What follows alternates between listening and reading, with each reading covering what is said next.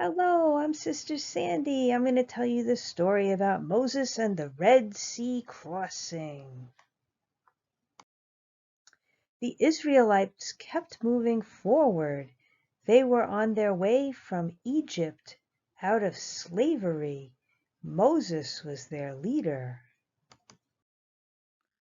Pharaoh commanded his captain, "You go and chase those people down. How dare they try to escape from slavery? They are my slaves." Pharaoh's army headed out after them. "Go, go, go, get them, get them."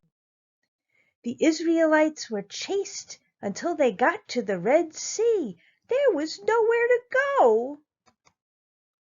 It was too far to swim to the other side. After all, they had much with them, and they had women and children.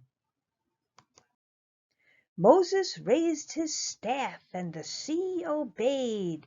"Behold the mighty power of God!"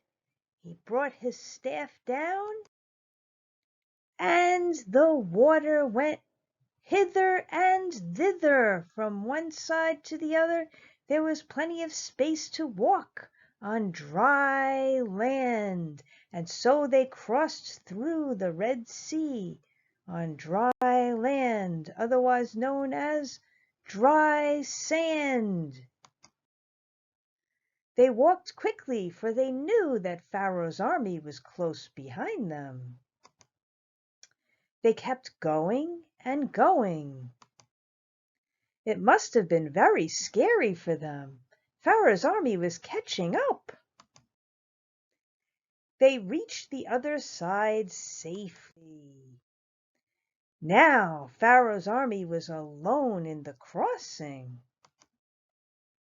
Things started to look uncertain. Then God did something unexpected. The water was moving in. Pharaoh's army was in a very tight spot. "Yikes! What's happening?" And pow! The water crashed in, and all the army was crushed. And the enemies of God's people were destroyed. And then it became very quiet. The water was calm, and everyone felt stunned. They sang the song of Moses as they marched away. They were able to eat in the desert because God brought them manna. Manna means, what is it? It was some kind of spore that came from the air. It landed on the ground and grew little things, little sort of leaves. They took them, they crushed them up and made bread. Saturday, no collection of manna. Double collection of manna must be done on Friday so that they could keep the Sabbath. None was found on Saturday. How they had drinking water. Moses would speak to the rock, and the water would come out, and that's how they drank water. Moses heard their fears and complaints. At times they didn't trust him, and they lost faith, and they blamed Moses. "You have brought us out of Egypt.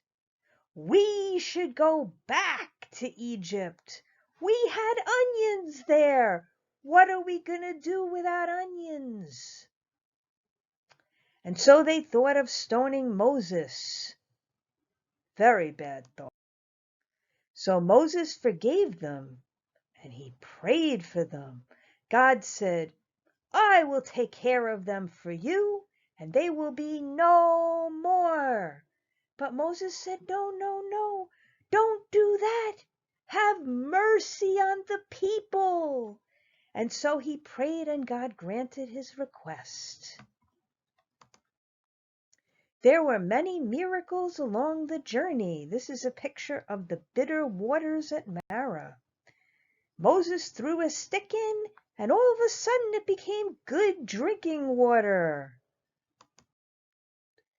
The 10 Commandments were given to the world on Mount Sinai. Yes, Moses climbed the mountain, and he spoke to God face to face with God's glory.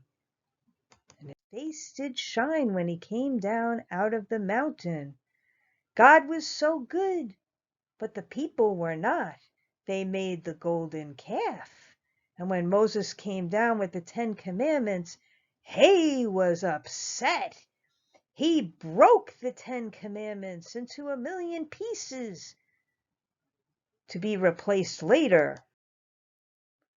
That's why God sent his son Jesus for the sins of the people. Though he died for our sins, he rose again, and we are saved for eternity. If we just believe, have faith, and accept his sacrifice on the cross. Here is a drawing I did for you if you want to take a screenshot. You can draw this later, but that is the story of Moses bringing the Israelites across the Red Sea on dry land, dry sand. I hope you like this story. Thank you so much for listening.